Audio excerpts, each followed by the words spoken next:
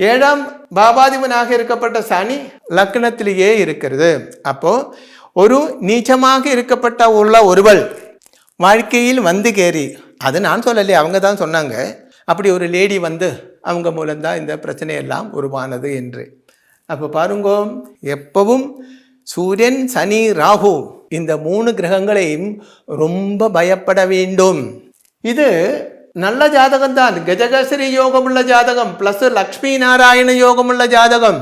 அந்த கஜகஸ்ரீ யோகம், லக்ஷ்மி நாராயண யோகம் எல்லாம் இருந்தும், அதான் பெரிய கம்பெனியில் 5000 பேருக்கும் அதிகம் பேர் வேலை செய்யப்பட்ட பெரிய மல்டிநேஷனல் கம்பெனின்னு சொல்றாங்க அந்த அம்மா.